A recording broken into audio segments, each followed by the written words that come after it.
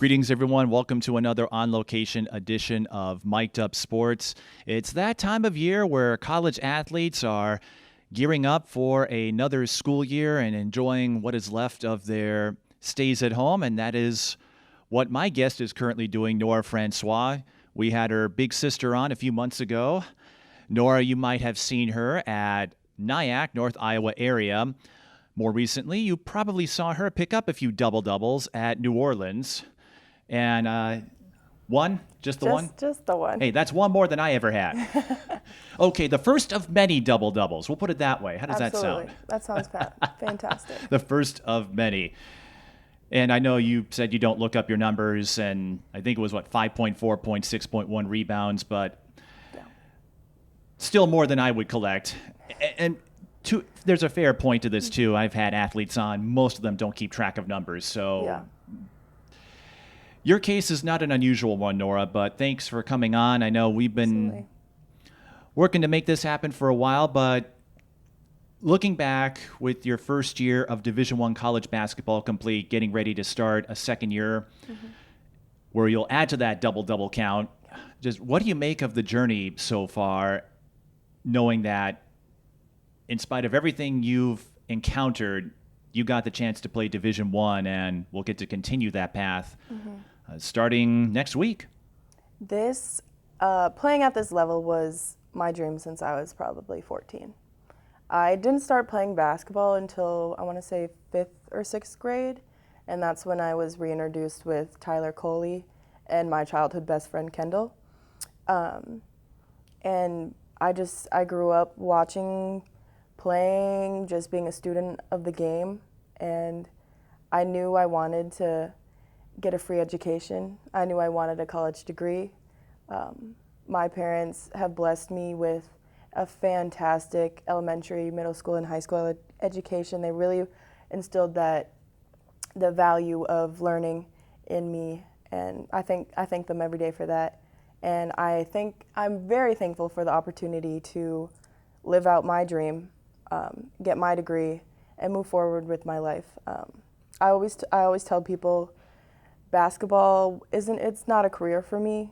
It's a tool. It's how I'm gonna get to the next step in my journey. So you and Kendall became really close. I imagine got to play a lot in AAU, and then getting to see Chase do what she did at Washburn and at Iowa. How did that motivate you as an up-and-coming player? I saw how hard Chase worked, and I saw how hard Tyler worked to build his network and be able to put girls into collegiate athletics.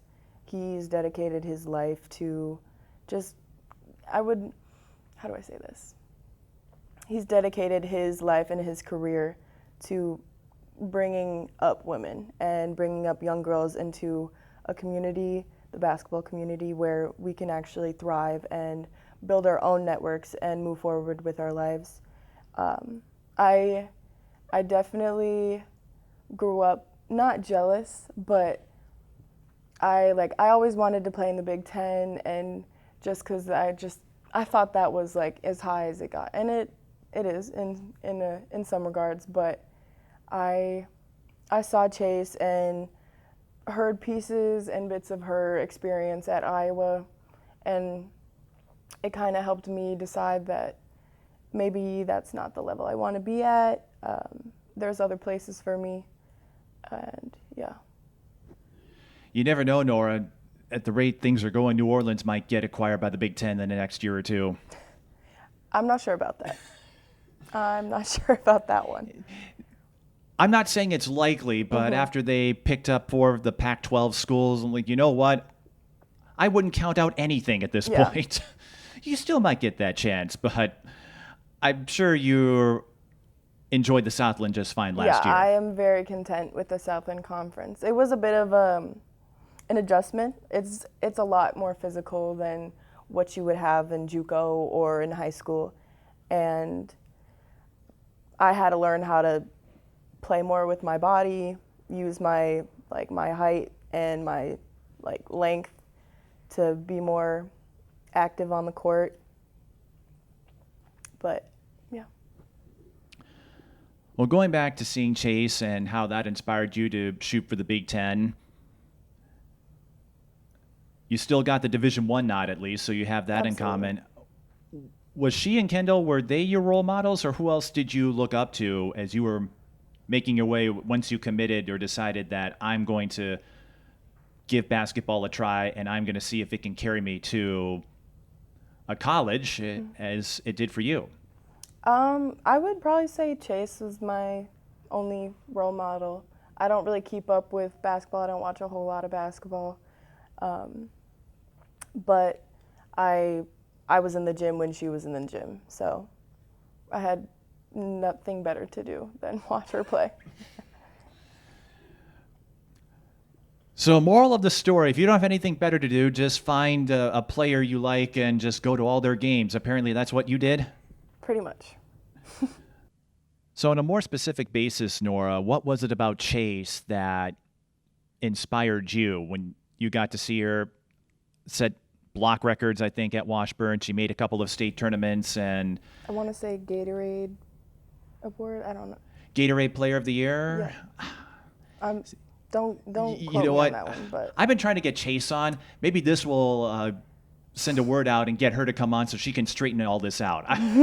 Well, whether or not she got Gatorade Player of the Year, she was a really good player. I went to a lot of Washburn games just to see her do what she did and do it incredibly well. But what was it about her game that resonated with you? I mean, for the most part, she's a big girl.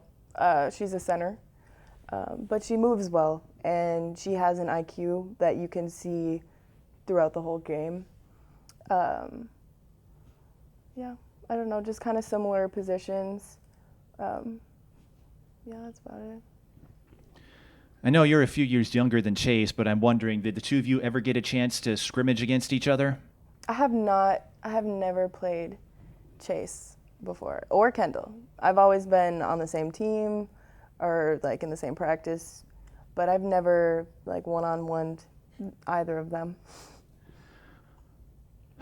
That's a shame because I think, well, Chase I know is done playing now, but if you got the chance to play while both of you were active, I think you could have given each other a run. Yeah, I agree. I mean, especially now that I've had more skill development and played at a higher level, I could definitely keep up. I guess we'll never know. We'll just have to leave it to our imagination. So you said you picked up the sport around 5th, 6th grade? Yep. Before that, I was a soccer player through and through. My father played professionally or on the national team for St. Lucia, where he's from. And I was kicking a soccer ball around since I was like 3 years old. And I decided to make the switch from soccer to basketball just to be closer to Kendall. I had run into Chase and Tyler at Target one day in my cleats coming from a soccer game with my mom. He was like, "You're in the wrong jersey." I was like, "What?" He's like, "You need to be in a basketball jersey." And so he was like, "We have practice this Wednesday down at Colin Powell. Liz, you need to bring Nora through." And I went. I had no idea what I was doing. No idea. I was like, "What's a layup?" I don't know. But you probably know what that is now, absolutely. I presume. Yep. I picked it up fairly quickly. I was not the most skilled player. I was just extremely athletic and I could run for days. But yeah. I'm surprised you didn't take up cross country as well. If you could run for days or track. I did run cross country in middle school. Mm-hmm. Okay, so you did try it out. Yep. Well, that explains your soccer background too. If you could run for days, you had the stamina to just keep going. And I wish I still had that stamina. That's okay. You have enough to hold your own in basketball. Yep. And you know what? Who knows? Maybe you pick up soccer again when that time is. There's some pre-pro teams out there. I don't know about that. So you changed course to basketball to be closer to Kendall. How did that friendship start? And What made it so strong that you were willing to change sports, to trade your soccer cleats in the middle of a practice or a season, I'm guessing, for a basketball jersey, trade in a sport that you were picking up on, I imagine, to one where I'm sure most were in your position. You said you didn't know what you were doing. I bet there was a time when Paige and Caitlin Clark could have said the same thing, and Chase and Kendall as well. But what was it about the friendship that made you want to be with Kendall? So me and Kendall have known each other since I was 3 months old and she was 6. We were in the same daycare. Do you specifically remember that time when you were 3 months old? No, I do not. But the pictures. I was just wondering. There's pictures to prove it. Yeah. So we live just a couple blocks apart, away from each other, and our daycare was just right smack dab in the middle of us. And our families, Chase went there, my oldest brother Evan went there, my sister went there. And I want to say when Kendall was 7, she moved out to Egan, and I never got to see her again. And tragedy struck their family, and they lost their mom. And they ended up moving back to the cities after Kendall's had turned 8. And I just saw the opportunity to, get my friend back. And I was like, you know what? If I want to go back to soccer, I can go back to soccer. But I think I want to see what basketball is about. So what was the learning curve like for you when you said you didn't know what a layup was, you had no idea what you were doing? Based on the highlights that I saw from you in high school and what you've done since then, I think you've made it clear your IQ, your knowledge of the game has grown considerably since that first time you put on the jersey. I like to tell this little story. Back in the day, I was super fast. I used to steal the ball, run up the court, and just throw it off the backboard.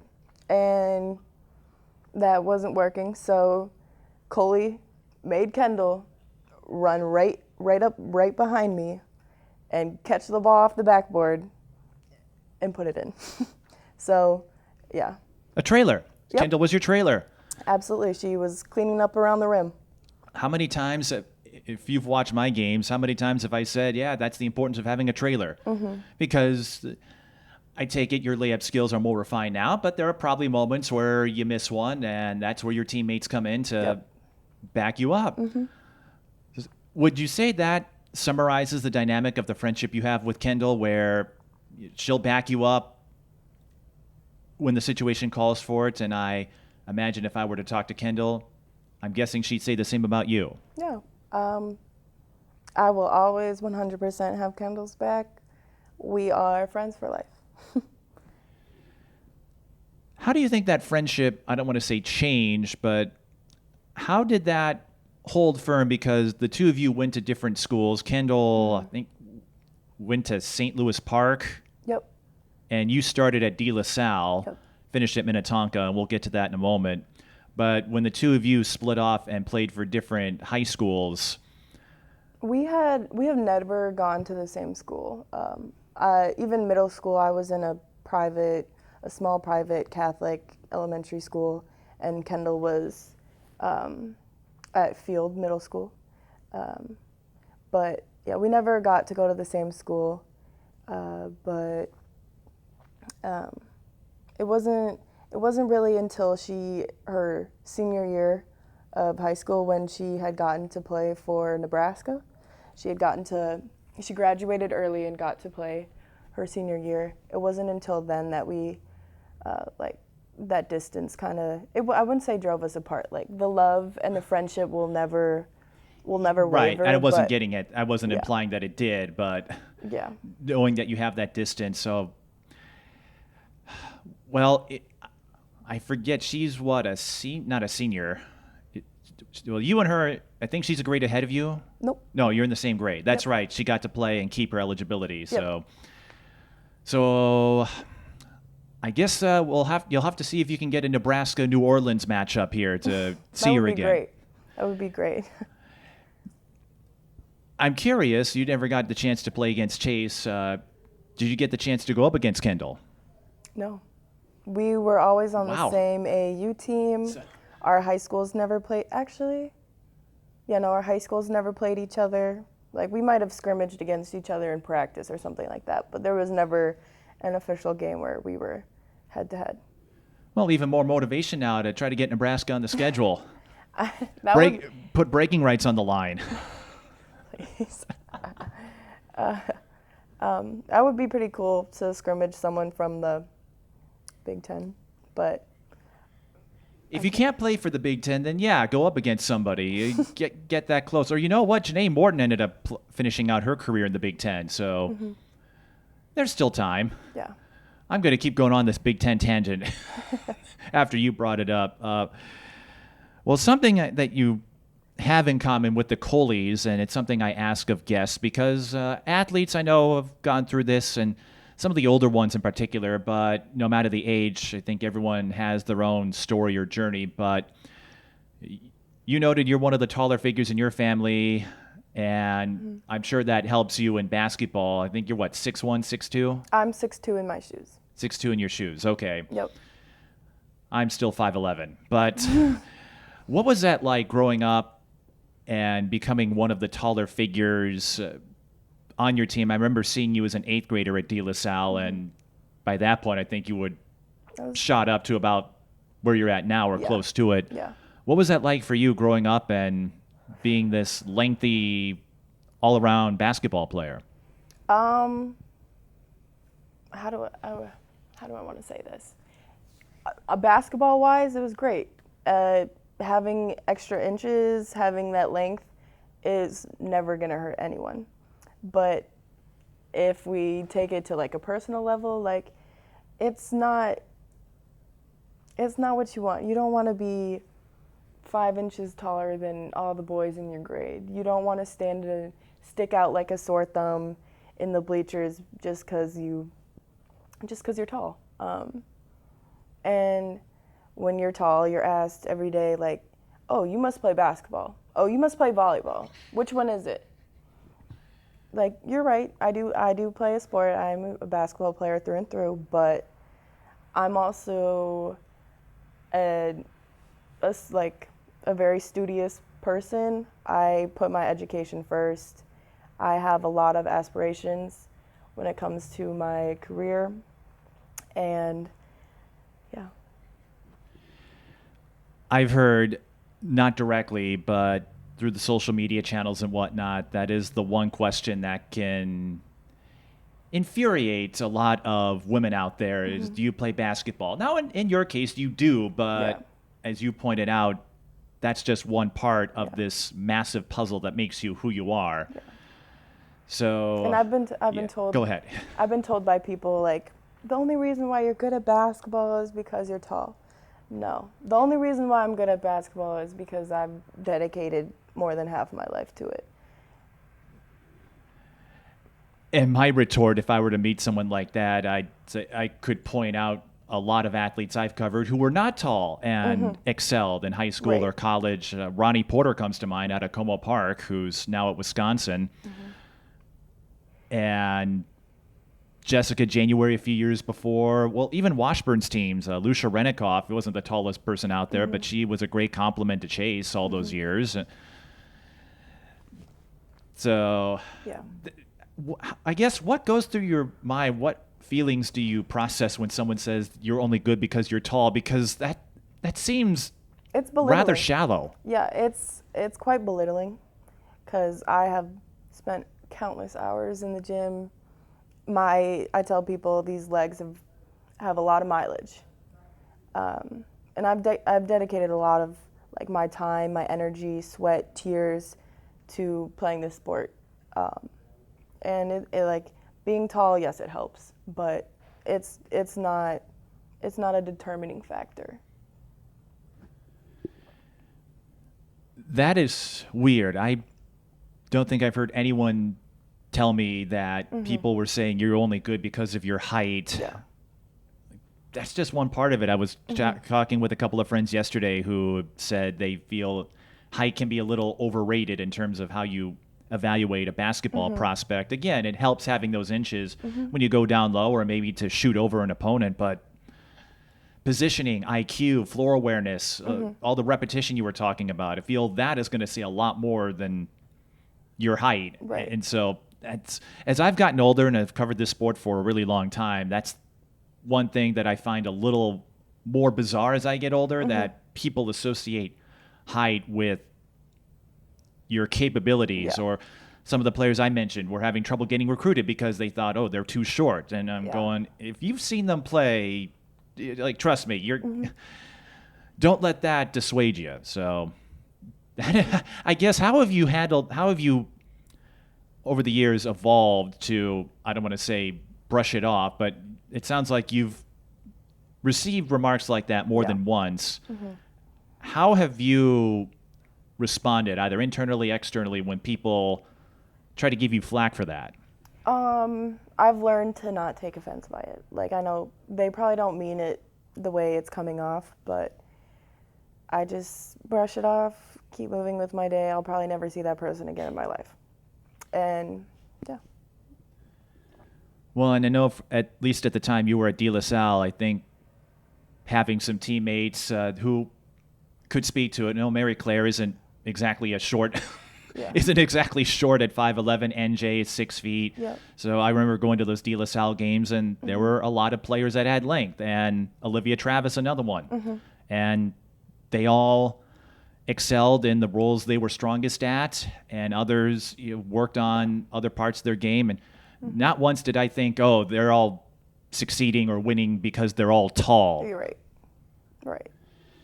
So at least, though, I imagine playing for a team like DeLaSalle, I don't know if it helped having others who look like you, but when you got there, I did read you were the youngest player to suit up for varsity as an 8th grader. That had never happened before at DeLaSalle. And that's when Tanisha Scott was building up the ranks with that team that you were a part of that won state in 2019. But how does basketball, whether it's New Orleans or DeLaSalle, when you got to see other players who look like you, who were about your height and could perhaps speak to some of the adventures you brought up, how do you think that played a role in accepting who you are? If it did.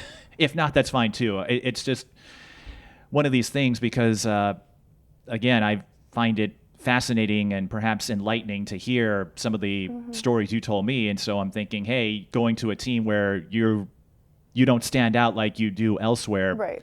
What do you think that did for your identity? I'm not quite sure how to answer this question. For right now, I'm used to seeing like taller girls. Like most of my friends, actually, I can't really say that. I do have a lot of friends who are over 6 foot, or like even 5'10", considered taller or above average for a woman. I don't know. It hasn't really come up. You know what? That's fine too. Because I think, like you said, those folks, you probably won't see them again. And if anyone really gives you trouble, you can back it up. I'd say ask any of them to take you on, and I think they'll learn real quick just what goes into it.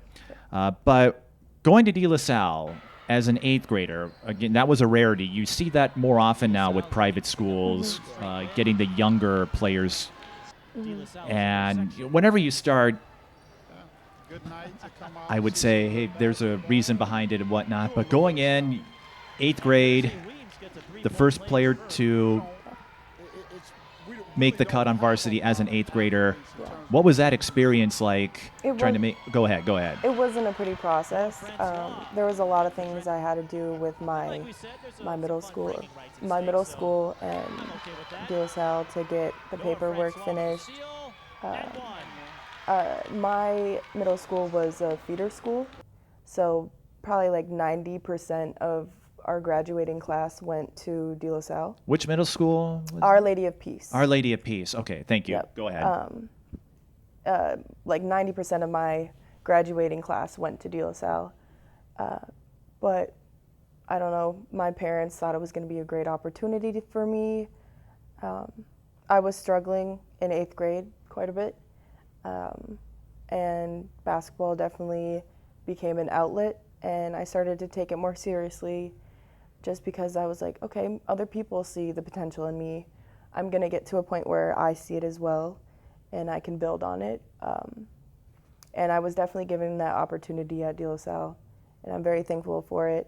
And it was pretty cool to be the first female athlete at DeLaSalle first 8th grader to play. I knew what you meant. Yeah. But I don't really think back on it much right now.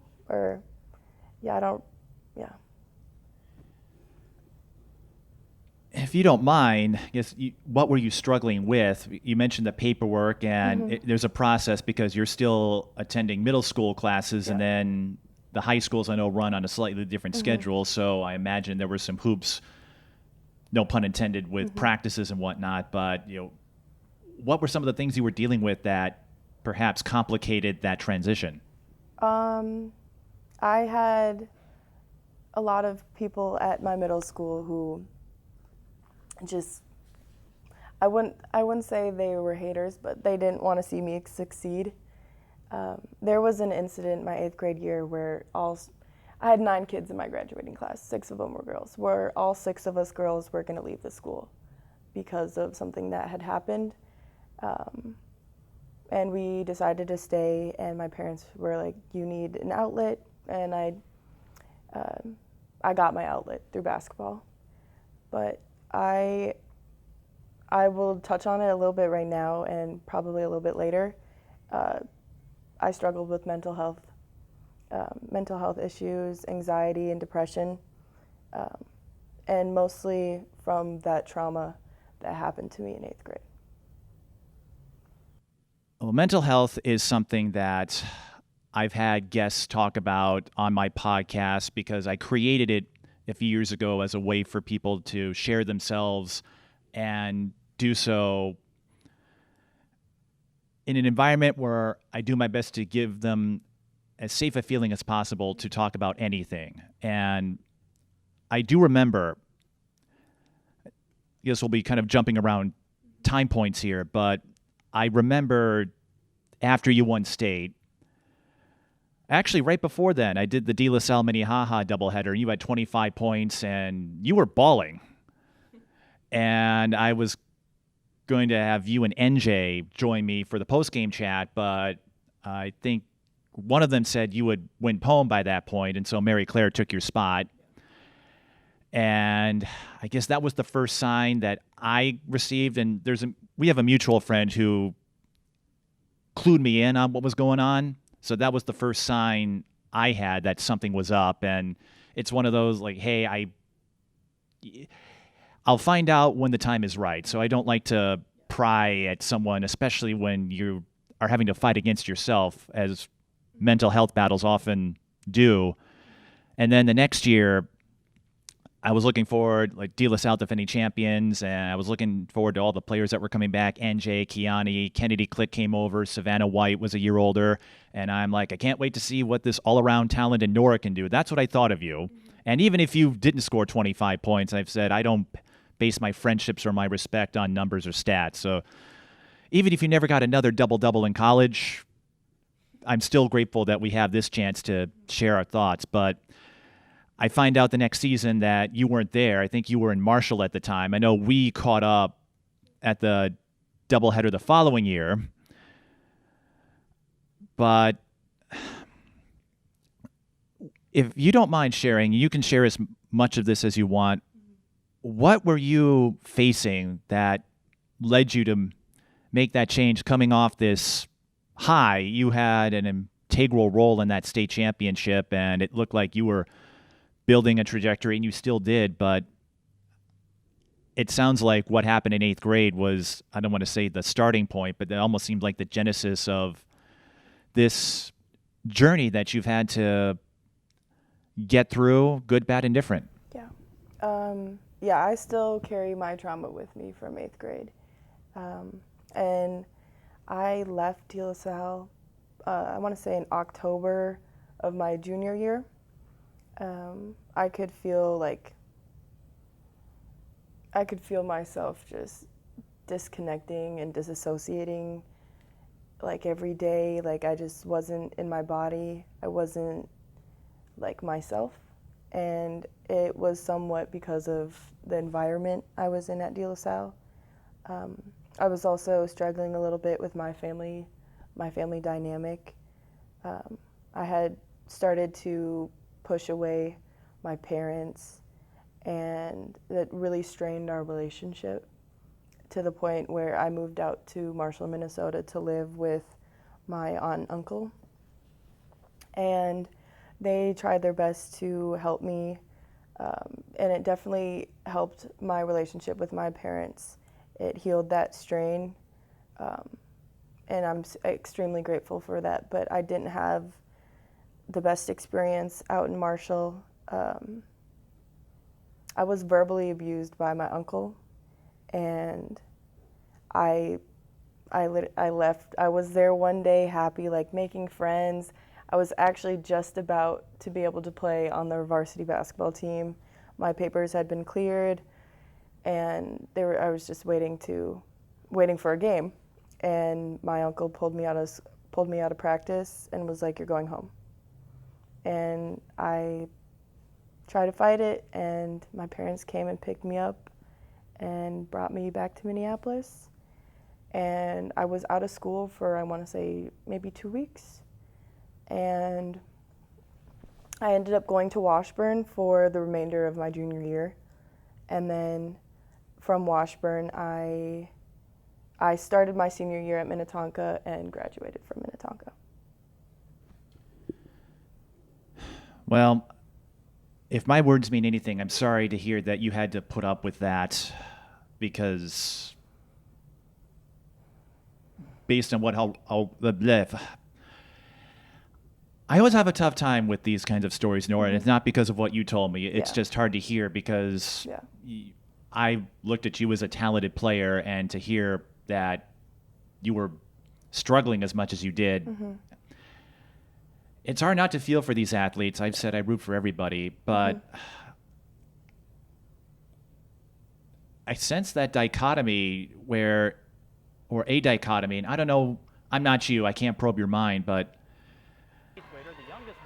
that had to have been quite the tale of two cities, for lack of a better analogy, because on the court, I saw you again, part of that DeLaSalle team. I saw you build your way up through the ranks. I think I had brought you on a couple of times when I look back at the archives for post-game chats, because you were this young impact player, and then you make it all the way to the top as a sophomore, win state, and then a lot of people thought I fell off, if that's the term you want to use, but I needed to make changes to my lifestyle, and I did. It probably wasn't if I had stayed at DeLaSalle, I probably would be in the Big Ten right now. But Southland, I mean, or Big Ten? No, if I had stayed at DeLaSalle, graduated from DeLaSalle, I probably would be at a Big Ten school. But my journey was not straightforward. It was all over the place. And then you get to Minnetonka, and then we find out what happened a year after you graduated from there. Yeah. So you come back, and you're ready to start a new chapter, and I remember you sharing some details after what happened at Minnetonka became public, and I can only imagine you're thinking, all right, ready to start a new chapter, ready to get a fresh start, and you're like, what the heck? Yeah. If that makes sense. I was not expecting to sit my entire season on the bench at Minnetonka, or play behind who I played behind. I don't know if I should say her name or not. It's all right. It's, to me, it's not. It's less about who and more about the actions that led to the fallout that I'm sure you heard about, and as you had said, the premonition, you had a premonition that something like that might blow up. Yeah, So absolutely. I'm not really worried about who, because I don't want to call names or I don't want to drag anyone through the mud like that. Right, But go ahead. So you're playing behind somebody. You are in the midst of all of that fracas, that drama that you didn't sign up for. Right. And you're like, Yeah. I'm sure there's a part of you that's going, what the hell? Pardon my French. Yeah. I was not shocked when I heard about the incident that happened the year after I graduated, because I saw it every day during practice. It is what it is. I don't really feel the need to speak on it, but I almost quit. I almost quit basketball at that point, and when I was offered a scholarship to play in Iowa at my JUCO, I grabbed it and ran, because I didn't know if I was going to get another opportunity. Like, I was wasting away on the bench. I wasn't getting exposure. Coach Dasovich was not rooting for me the way she was rooting for others. She wasn't networking or doing anything to put me in a higher position to go where I want to go. And it is what it is. I still made it to where I wanted to be. It just took a little bit longer. And I'm extremely thankful for my experience at JUCO. And not to drag this on, but I find a touch of irony in all this because I think one of your old teammates at DeLaSalle, I don't know if she moved, I think the same year you play, Kiani, went over there after what happened at DeLaSalle which led to the coaching change and then some students transferring out. Yeah. And I'll just say this, I remember talking with Kiani's mom after things became public, and I don't know, well, I guess it's in the past now, so I feel more comfortable sharing it, but I remember Kiani's mother saying I felt like a failure because I put Kiani in that situation, and I just remember saying, I don't think anyone goes in, whether you sign up for a school and stick it out or transfer, there is no wrong path or no wrong choice, but Right. I don't think you go in thinking to yourself, am I going to have to deal with racial discrimination issues of that nature? So I find like an additional sense of irony in all of that, where a couple of folks, I imagine you were looking forward to playing with each other, and then you have to deal with all that. What would you say, is looking back on that journey, which has a lot of different avenues already, but what was the most difficult part about this mental health battle that you faced all the way through high school, and what do you think helped you get through all of it? Well, I struggle, like the mental, like the battle going on in my head was one thing, and then there was another piece, like thinking about what people think happened to me or what people are concerned about regarding myself. That also added a kind of another factor. Can you repeat the rest of the question? No, Or it's fine, because this isn't Okay. isn't your run of the mill, like, oh, how was your game? Talk about your double. Or this is deep stuff, and you don't have a script for it. But I was going to say, what would you say was the hardest point of that battle, having gone through so much, beginning from what happened in 8th grade to, again, going to Marshall, all of that? Oh my, I feel like that in itself could be an entire podcast or episode in itself. But what was the hardest part about all of that? You mentioned dealing with a lot of mental health conditions, and they kind of build up. What was the most challenging aspect of that, and what helped you through it? As you were telling me, maybe you didn't get the storybook ending or dream that you had sought when you started to pick up basketball, but as you said more than once, I found a path, I made it work. So it tells me whatever you're going through, you're doing your best to move forward. I would say I participated in a 6-month DBT program, which is dialectical behavioral therapy, with my mom and my dad. It was like a family group therapy, and we did that twice a week for 6 months, and it created a common language for me to communicate with my mom. Like, if I was having a hard time, I would be able to like tell her in a way that she would understand, and she could help walk me through like coping skills, exercises, stuff like that. So I would say my therapy really, really, really helped. I stopped worrying about what people were thinking about me, which was what was bringing me a lot of the anxiety. I just kind of turned it off and focused on how I thought of me, and I think that also helped. That really can throw a wrench in a lot of things, because I'm working with the same level of information as everyone else. So again, when I covered the first DeLaSalle game of the year, and I'm going, where's Nora? And I think it was Tanisha, your coach, who said, yeah, she's not with us now. And I'm going, oh, I hope she's all right. And I don't speculate as to what might be, because people can make up anything. But I could see how that would add to it. And you grew up in the era of social media. I didn't, where we didn't have cell phones and Instagram and TikTok and all these things where you could speak your mind right away. And sometimes that can go against you. So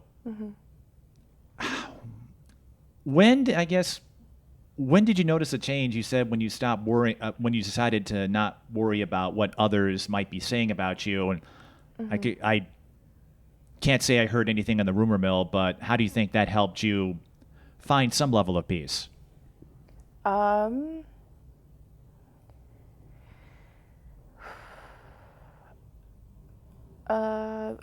I knew that I was kind of driving my own issues. I was my own monster. And as soon as I realized that, I was able to like draw back and change my thought process, change my perspective, how I looked at things, how I looked at myself.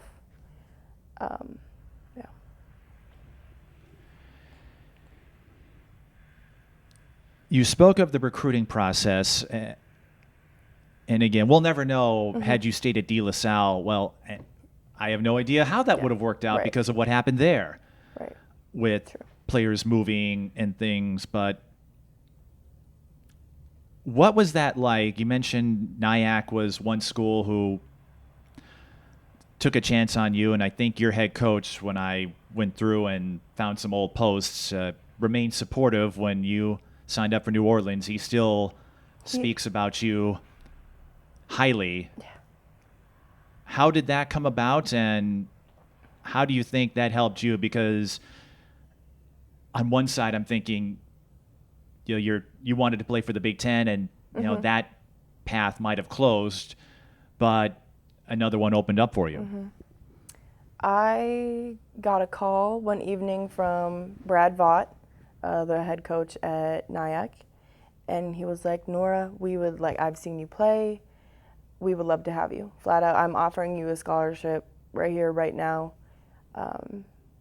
And if you want it, it's yours. It'll always be there. And so I was like, okay, I need to talk to my family about this. I need to weigh my options and see where and what I want to do.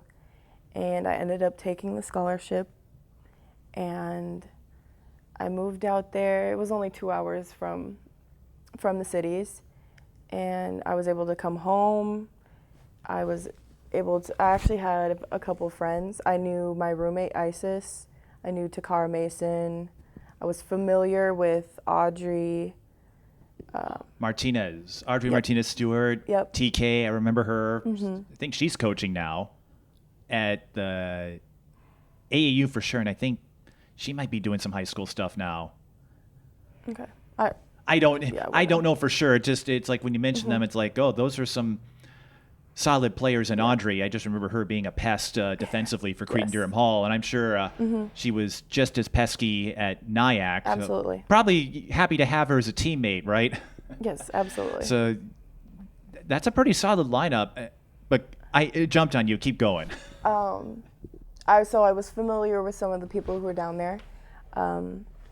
When I got to school, I wasn't there for too long, but I wouldn't say, I associated with the wrong people, and I made some friends, and I ended up leaving campus and taking my courses online for the remainder of the first semester, and then second semester I came back and I started playing. So I want to say I missed the first 6 or 7 games, but the second semester I came back, I started to get back into shape, started to enjoy the game and make more friends, and I was extremely thankful for Brad for giving me an opportunity to like actually prove myself and prove my worth and hopefully get to the next level. He was a huge supporter. He actually came to a couple of my basketball games. He came to a game in Rutgers, so out in, I want to say New Jersey, New Hampshire. Rutgers, you said? Yeah. Piscataway, New Jersey. Yep. Big Ten school, so. Yeah. I'm a Big Ten alum, so there you go. Yeah. And we actually almost beat Rutgers. It was a close game. It was a good game, too. And this was New Orleans, right? Yep. This was Okay, New right. Orleans. So this is after Nyack. I'm just trying to make Sorry sure. if I'm running all over the place. That's okay. I think we've been doing that this entire conversation. Yeah. Absolutely. But he was extremely supportive. Like, just, I don't know. He's a great person. A coach for life, absolutely.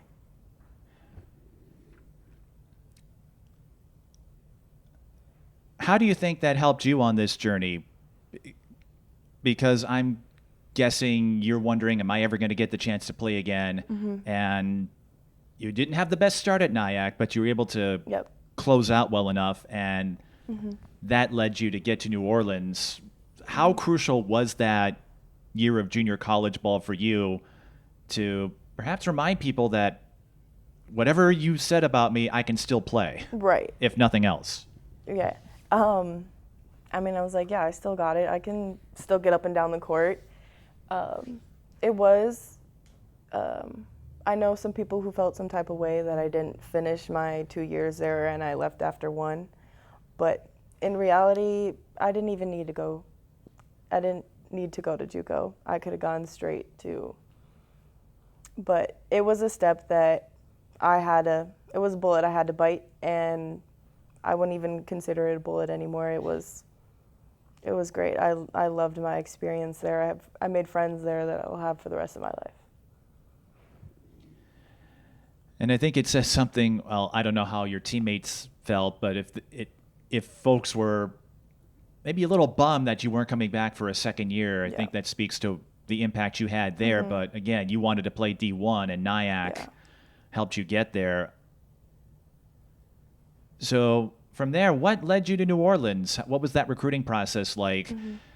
And what led you to, as you put it, I think, before we started taping, take your butt all the way down to New Orleans in the Southland Conference, which is more than 2 hours away from where you grew up. Yep. Try 18. It's an 18-hour drive. You've driven down there?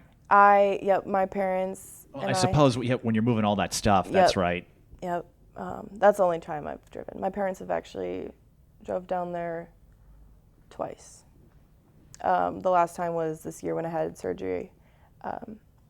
But I remember getting called into Vought's office. He was like, hey, look, I sent out over 200 emails to D1 and D2 schools. Here are the schools who have touched back asking for film. And we sat down and we pulled clips and highlights and all of that and sent it out. I was talking to a couple schools. The one that is like, that I remember is a school. It was a school in New York, some Long Island, maybe, I don't even know. But I was like, as soon as, I think it was Coach Harrell who offered me over the phone, and I was like, yeah, yep, here I come. I didn't look up this, I mean, I did look up the school. I was like, do they have my major? Am I on the right path, like education-wise? And I was like, okay, yeah, we can make this work. But I didn't look up stats. I didn't look up players, coaches, accolades, none of that. I was just, I wanted to go. Mm-hmm. I'd say that's reason enough if you wanted to go there. Yeah. What have you enjoyed most about it? Being in New Orleans and getting a chance to I'm thinking going to Marshall is a trip. Right. Going down south where I'm sure the winters are a lot nicer, but the summers little muggier, being near the Gulf. But what have you enjoyed most about being in New Orleans after completing a year down there? It's beautiful. There's a lot of culture and history in the city. Despite the heat, I like being outside. I walk on the lakefront. I walk at City Park. Like I would say if I'm not in the gym or in my bed, I'm probably outside.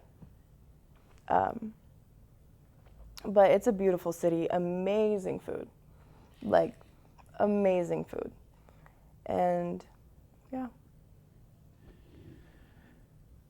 And if that wasn't enough, I'll share this as I was making these podcast tapings at the last minute.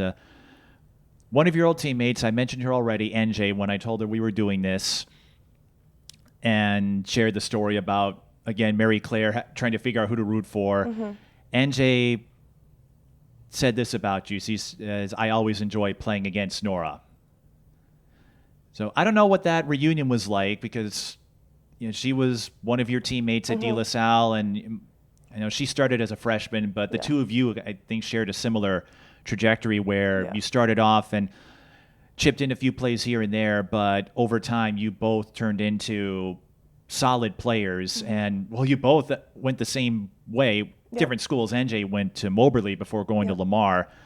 But when you two met in conference play, and I'm guessing you don't have a whole lot of time to chit-chat before you go out there and play, but what was that like? And even just to hear something like that, NJ, I know, speaks highly of a lot of the people who've played a part in her story, but how cool was that even though she's in Beaumont and you're in New Orleans, nowhere near the Twin Cities, that you got a chance to at least catch up with an old friend for a little bit? Yep. I mean, I immediately wanted to give her a hug and catch up, like, hey girl, but I also had to realize, like, oh, I hadn't really have spoken to her for a couple years. And I don't know, you can't just pick up where you left off. But I think I did hug her. It was great to play against her. I don't really remember the games. I think we beat them twice, and they were both really competitive games. I don't remember talking shit or anything like that. I might have, I don't know. But it was it's a small world, but a big basketball community. I've learned that where I've reached the point where athletes I once covered I've reconnected with, or I've seen them become coaches, but just wanted to throw that out there because I think it speaks to the friendships. And I don't know how, when you left DeLaSalle, I don't know how everyone felt at the time, but at least from what I've heard from NJ, and I can't speak for everyone that you played alongside with in your DeLaSalle years, but to have at least one example where whatever happened, NJ was happy to see you, and the two of you are conference rivals, but I think that interaction you told me made it clear that whatever friendship you had is still there. Yeah. I have love in my heart for NJ. How tough is she to go against, by the way? She is extremely physical. I caught a few elbows. And I'm not mad because I gave a few elbows. Right. That's how it works. You know what? That doesn't surprise me because when NJ was a senior, the year after you won state, she was that player down low, and she did that well. But I know, like I said, she spoke highly of everyone. She still refers to Kiani as her point guard, even though they haven't played with each other for years. That was one of the things that I thought spoke to the camaraderie. Was I don't know if you had one, but the players all had nicknames for each other. So your big sister was referred to as Mom because she drove everyone around. Yep. NJ was Kiwi. Kiani was a point guard. Did you have one? No. No.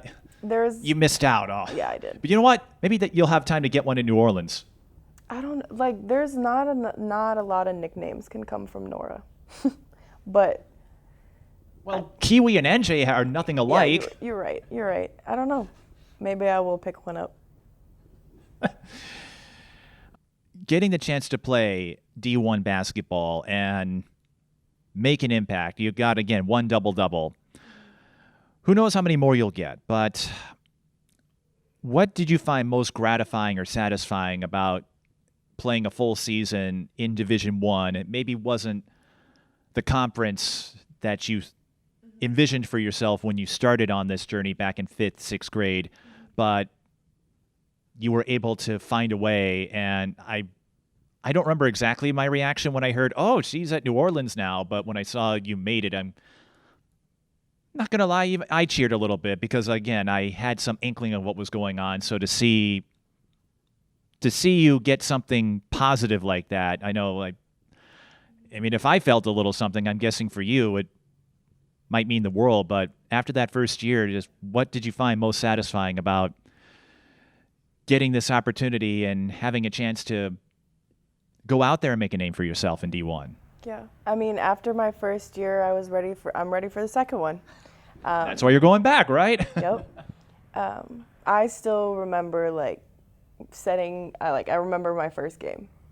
I remember my first bucket. I remember my first rebound. I remember the first time I touched the ball on the court. We were playing UTEP. I don't remember any stats or anything like that, but I remember how scared I was and how when I stepped on the court and touched the ball, how everything else just melted away. And that's what I've always wanted from basketball, is that outlet, is that just peace. When the world just fades away in the background and people in the stands don't exist, it's just you and the other 9 people on the court. It's a different world. On the subject of peace, how would you say basketball being the outlet that it was for you and still is, but when you combine that and the mental health journey that you had to take that began with this ordeal in 8th grade and whatever it was, I don't know, and I don't know how relevant it is because it doesn't, to me, diminish your experience. When you look back on all of the stops and all of the detours, how do you think you've come away stronger facing all of these obstacles that could have derailed you at any point? And for a time, I'm sure it did. I'm not you, but I can imagine a lot of overwhelming feelings in that period. How do you think all of that has made you stronger moving forward? I don't know. Who knows what the next 5 minutes will bring? There might be something that, I don't want to say causes a relapse, but something could surface out of nowhere, and maybe not. But whatever happens, how do you think this experience has made you stronger? Because you have proven more than once your ability to persevere through a lot of heavy stuff. Yeah. Every turn, every detour was just character building. I had to learn new tools on how to cope with the real world, or whatever sliver of the real world that I was living in when I was 16, like whatever. But I just had to grow up, and the adversity only made me stronger, like you said. And I'm now in a position where I would openly advocate for mental health in young women, young basketball players, because it is something that has kind of shaped me and who I am today. Yeah.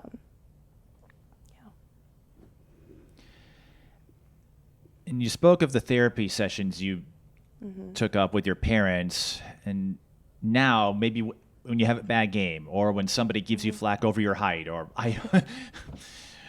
or who knows, I can't speak to everything, but what are some tools that you use now whenever you have an episode or feel something coming on? Because again, mental health, it's not a straight line. It's not this straight progression. It's a series of peaks and valleys. I think, and every athlete, I think, can attest to that, whether it's the performance on the court or all of the things they have to juggle off of it. What are some tools that have helped you whenever you feel an episode coming on and you're like, uh-oh, if you know what I mean? Yep. So a part of my therapy was learning my triggers and what made me susceptible to the overwhelming emotions that I was experiencing.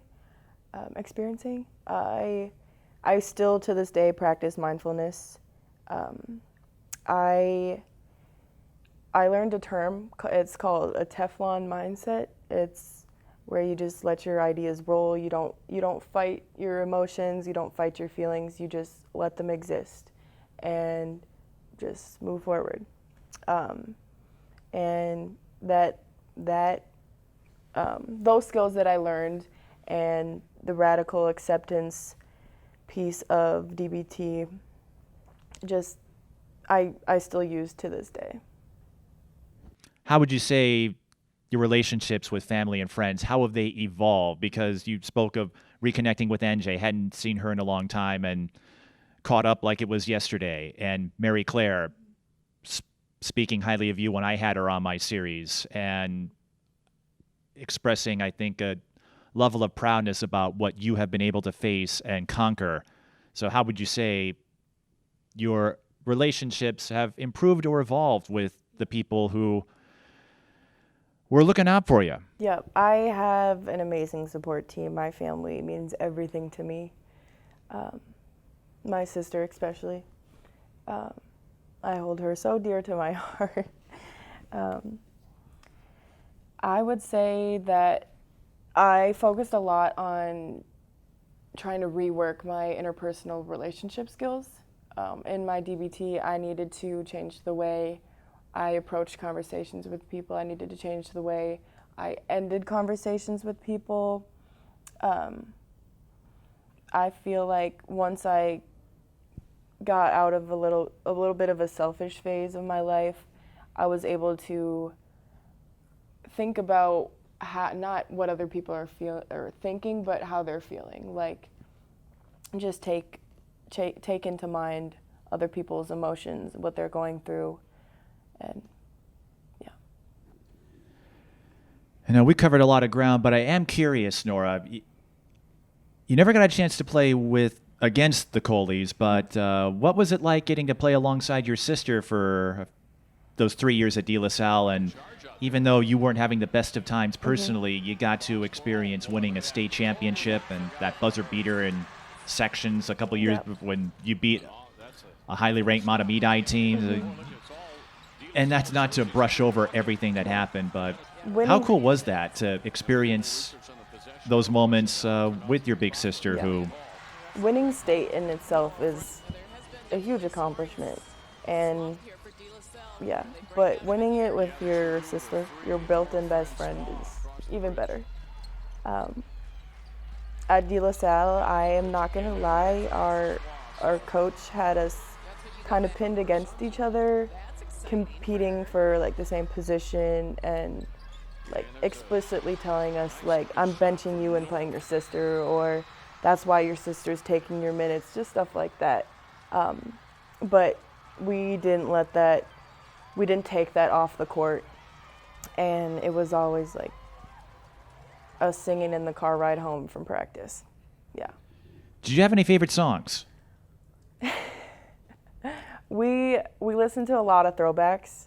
We listened to a lot of throwbacks on our way to school, way home, like way home. Are we talking my generation throwbacks, or how far are we like going back here? Kobe, Calais, like 2000, like 2010s. 2000s, 2010. Yeah. Because, yeah, it was 2010. So, yeah. like 2000s, like, okay, so about the time I was in high school. Yep. I'm getting old. This might seem like a tangent, but it's funny because my apologies for how many times I've referenced Mary Claire, and again, I brought you up too. I can't help it because because that people thought you played the similar position, because I remember those DeLaSalle games and seeing both of you play, and I'm thinking they don't play the same game. Like, yeah, they're both tall, but Mary Claire is more, works down low a little more, and you can hold your own down there too, but I remember that Minnehaha game, and that's why I wanted to talk to you. You had 25 points, and you were hitting from 3-point range. So I was a little bummed that you had went home, but again, I have a much better understanding of what happened, so I do not hold that against you at all. But I'm thinking you two didn't play the same, similar bill, but completely different positions. Yeah, I think after that specific game, I was extremely overwhelmed by the crowd. That's right, it was a sellout. Yep. And then you have me with all the cameras and then the microphones, and you were, I know we had talked a couple times earlier, but you're a sophomore, and it probably was me, wasn't it? You saw I was there and then made a run for it. That's what most players tell me. I'm kidding. I guess, I might regret this, but your sister has told me, and something, that I can respect, is that you have a lot of opinions about things and are not apologetic about it. I got a taste of that the following year at when we did the boys game at DeLaSalle Minnehaha. There were some commenters who took issue with you and Jalen Suggs, and I'm like, you know what? I'm not gonna call Nora or anyone else an idiot just because they say something that I don't agree with. Like, I felt differently, but I'll never forget. So what do you think of people like myself? Because I'm guessing your games get broadcast in New Orleans. When people like me go to your games in high school and put all these cameras and microphones, what was that? Whatever you feel about me, here's your chance. I don't know. I'm trying to think of, like, my thought process back then. It was probably like, oh, I want to go get out of the sweaty clothes. I don't want him to smell me. I stink. Like, we have to stand right next to each other. He's gonna, probably that. If that bothered me, I wouldn't go through with it. So I'll tell you, the reason why I do post game is not so I can get an up close and personal view of your smelly clothes, but it goes to this and why I do what I do. I figure most of the time people aren't tuning in because I'm calling the games. They want to hear from the players, because I found out it's a great way to meet parents because they start looking you up right away. But I thought, hey, these are the people I want to spotlight. Let's give them an opportunity to do so. Yeah, and I wasn't looking for anything specific, but I just thought, you know what, since you do have opinions about things, what did you think of me? And when you went back and listened to my games and all of that. That's actually really funny that you mentioned the Jalen Suggs. I was thinking about that the other day. And I still stand on everything I said. You know what? That's okay. And I can't. I'm curious as to what It's YouTube. Yeah. So I don't really pay much mind to it, because I get folks who one time like, oh, his voice is annoying, or why does he bring up the fact that he lost his voice? Because I was coming over a cold one time, and I'm like, it's YouTube. If you want to do this, go out there and call a game yourself, and then you come back to me. Right. And not that I feel like I'm better than everyone else, but I'm like, it's YouTube. Anybody can make an account and write some shit. Sorry. Pardon my French. I think We're adults now. Yep. That's right. You're an adult now. That's something that wasn't true the first time I met you. Yep. So there were folks who I think were maybe a little surprised because they saw what Jalen did at Gonzaga and what he's done in the NBA. But it's like, you know what? No. It's his story, and I'm not doing it. This isn't about me. So if you feel differently than I do, that's fine. Yeah. Like, this isn't about me, and I don't have to be right at the expense of you being wrong. Right. I can respect what he did, what Chet did, and I found out how small you think the basketball world is small. One of their best friends I covered at North St. Paul, she played on their volleyball team, so they would go to her games. And I'm like, what are they doing here? And then I got the fill-in. So I just think over time, and your opinion might change, and if it's and not, that's fine too. But over time, I do my best to try to be as understanding as I can about what everyone goes through. Because without it, I never would have found out about some of the things, and I appreciate your candidness with your own story, because I knew all these things, and that's not why I wanted to bring you on, but I knew it's hard to talk about your story without that. Yeah. But yeah, I look back and I kind of laugh at some of those things, so Yeah. I'm going to go find that video. it's up there. It got a few views. I'll never forget that game too, because That little boy threw a bottle at him. and that's what set everyone off. Right. And to me, it's like, some players might do things I wouldn't do, but I'm sure if you go to a game and someone starts throwing things, you probably would be fuming a bit, like, hey, this isn't, like, there's an expectation of fans. And, like, if you're going to go to a game, be respectful. That's not to say you have to be all proper, but, throwing stuff. I'll never forget that game. Me or either. That doubleheader. Well, and then Sydney Runsaway got that layup out of nowhere, too, in that girls' game. She was chasing down a loose ball and just threw it up, and it went in, and I'm going, how did that go? So you have a better memory than me. Well, when you've covered as many games as I do, and then you have to edit them, and then you go back. Although I forgot that I interviewed you when you were an 8th grader and a 9th grader. Oh, wow. Until I went back and it's like, oh, that's right, I did. In fact, it was I didn't plan it this way, but both times that I brought you on, I had you and Dakota Speidel together. Oh, wait, yeah. I actually think I remember my first interview. Because you both had like big numbers, and it's like, you know what, I've got room, why not add more? So, didn't plan for it to work out that way, but it did. There are a few questions, Nora, that I do like to throw out to my guests. This might be a change of pace from what we've talked about, but up to this point in basketball, what would you say was the most exciting moment and the most embarrassing moment? The most exciting moment was probably fulfilling my goal of making it to the D1 level. The most embarrassing moment, I would say tearing my ACL in a game against St. Agnes. I forgot about it. I don't laugh as like, oh, ha ha. I completely forgot that you had an ACL injury. I forget when it happened, and then you had more knee surgery. Yeah. We've gone on so much about this. I forgot you had an ACL injury to recover from too. Yep. It was 2018, February 2018, my freshman year. Okay, because I remember you came back the next year and looked like you didn't miss a beat from there. No. I feel like that in itself could have been a whole nother thing, but it kind of took a back seat. But that's okay. I mean, ACLs, I know a lot of athletes go through them. And I have, one of my teammates on New Orleans has actually had 3 ACL tears. Yeah, And one of my best friends who plays for Minnesota missed out her entire freshman year tearing her ACL during summer practices. And I think she'll be cleared to play. And there's never a good time for it, is what I've learned. But I don't even want to ask you how that added another wrench in everything you were dealing with at the time, because I think I have an idea, but I'm guessing that was a rough period, having to sit out and not play AAU. Absolutely. we can talk about it a little bit.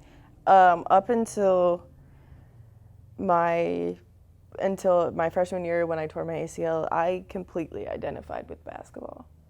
I didn't really know who I was off the court. I knew who I wanted to be on the court, and that's what I strive to be. And when I had to step away from the game and I couldn't play, I lost touch with myself. I didn't know my purpose. I wasn't able to identify in basketball anymore. And it really changed I was forced to change my perspective and the way I viewed my world. I actually have this tattoo right here. It's an eye right above my surgical knee. I saw that. Yeah, just to represent my growth and the changing perspective of just how I had to overcome my injury and just the way it changed and shaped me. Now, does the tattoo on your left arm symbolize anything? No. That's fine too. Yeah. Because I saw you got that. I'm like, oh, gee. Yeah. But I know Mary Claire's got a few. NJ, I'm like, I don't. Yeah. It's your body. You do whatever Absolutely. you see fit with it. I don't have one, but I don't have that kind of money to burn yet. But Right. But if you or anyone else listening to this, or the old DeLaSalle group, or anybody, if you want to surprise me, like throw that out as a birthday gift. It's like, you know what? I'd be brave enough to get one.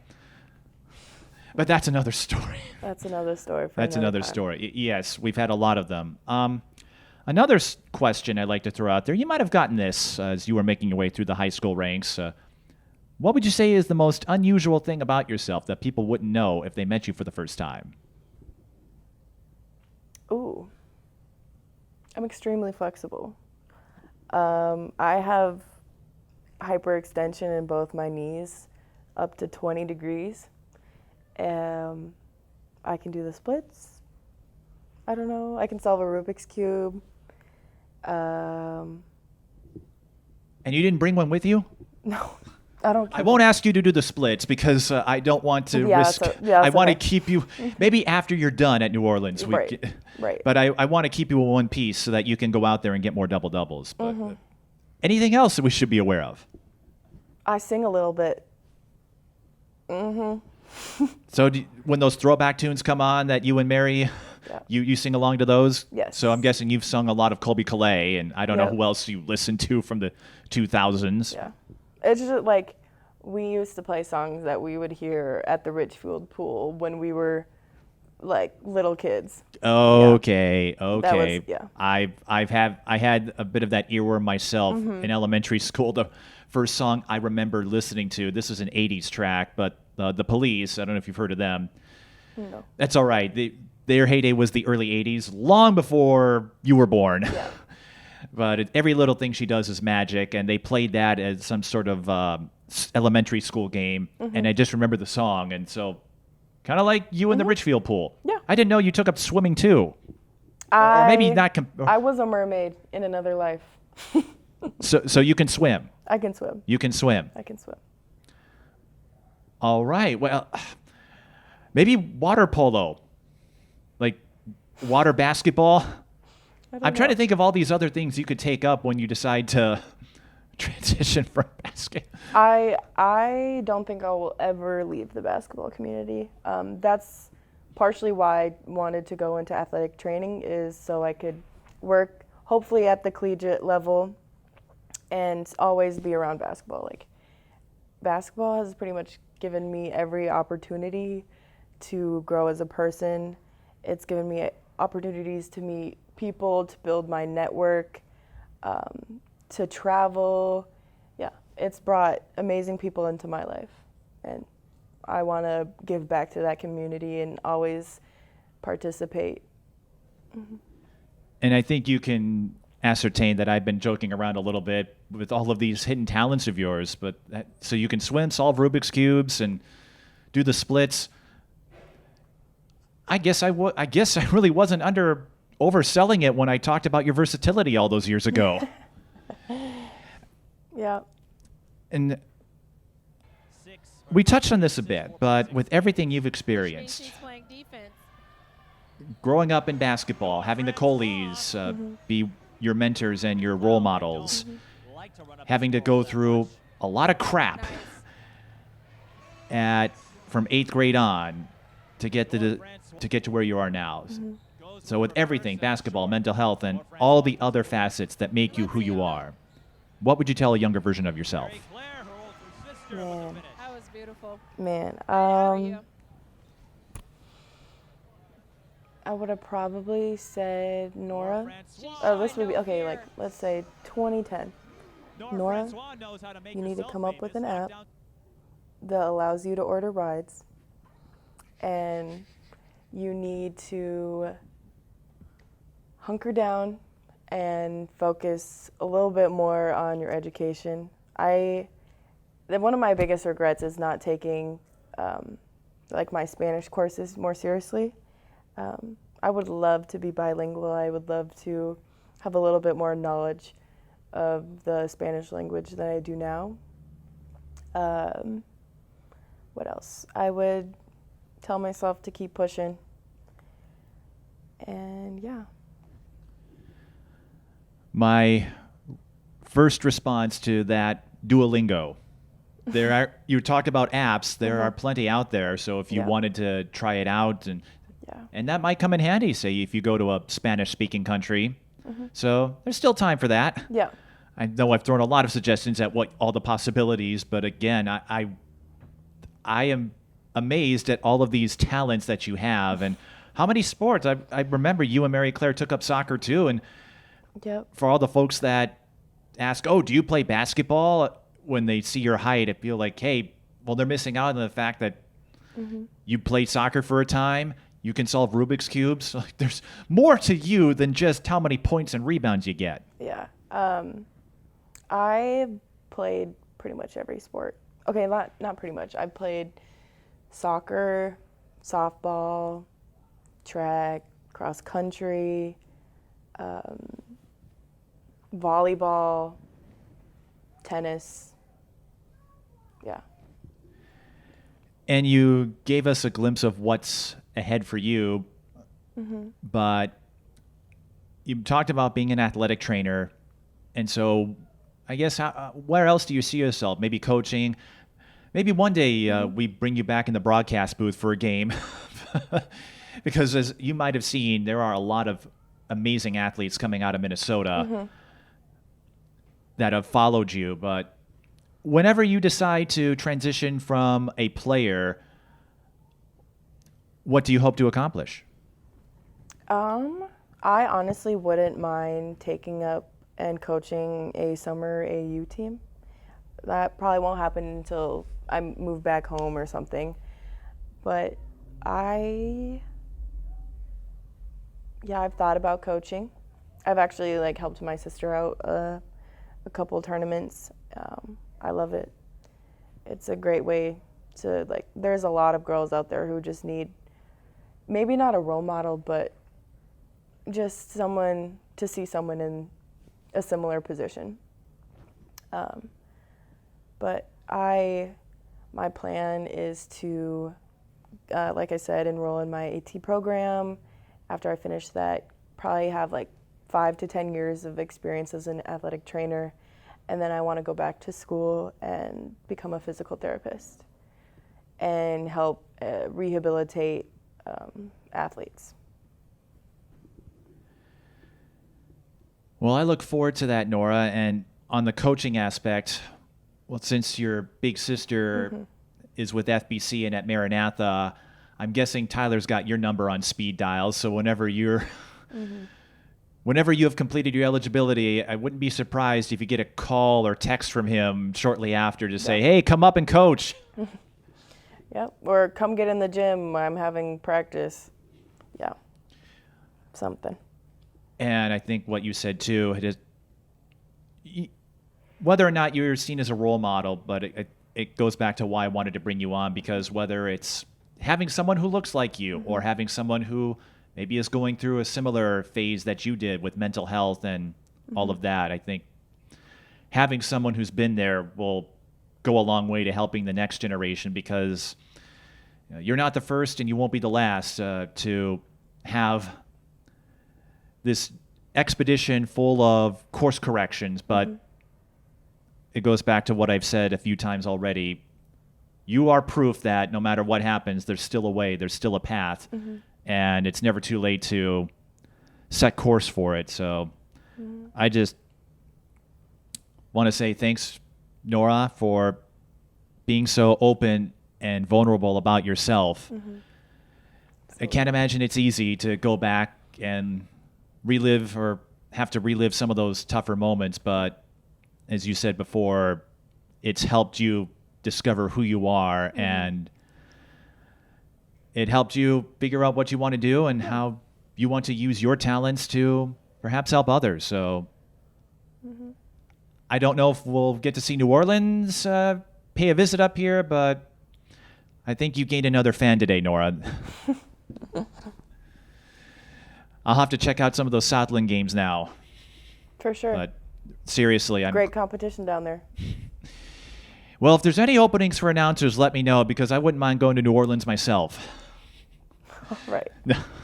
But seriously, I'm glad we made this happen, and I'm thankful you were as open as you were, because I feel like no matter how many people see this, whoever tunes in is going to learn a lot about you, and I think gain a lot about your willingness to push forward no matter what life throws at you. Yeah. Well, Nora, thanks again. Best of luck as you travel. Safe travels. Thank you. I want you to be ready to go. I know you had knee surgery earlier in the summer. My only request is that when the season comes around, you're ready to go and you can go out there and play to the best of your ability. If you can do that, I'll be happy. If I can do that, I'll be happy. That's all I ask. I don't care. Even if you get another double-double, if that never happens again, just play to the best of your ability. But good luck as you get ready for that junior season. And I imagine there might be a little more smack talk with you and NJ now that you've had a year to play each other. Right. I can't wait to see what Chapter 2 looks like. Who knows? Maybe some other teammates might. Maybe they'll beat us this year. Maybe they'll beat it. Oh, uh-oh. The first shot's already been fired. I'm just playing. NJ's going to see this and be like, all right. You know what's going to happen if she beats you now? I'm not saying it will, but if she beats you, she might look back on this and say, oh, why? Remember that? Yeah, find this little clip. Because she's clipped up that dump down move with Mary Claire in the semifinals with Holy Angels more than once. So they text that to each other. So you might give her some bulletin board stuff. Like you said, NJ's physical. She doesn't mess around. But like you said before, you don't either. Right. I think that's why she likes playing against you and vice versa. Yeah. Well, lots to look forward to in the Southland and beyond. And whatever happens, Nora, I can't wait to see what the future holds for you. Thank you. And if you have a story you'd like to share, we're always happy to do it. Just contact us on social media at @TheMikePeden. Because if you have a story, we always want to share it. Until next time, thanks for watching. If you'd like to support TSB television programming, check us out on Patreon, PayPal, or Cash App. And thanks for watching Mic'd Up Sports.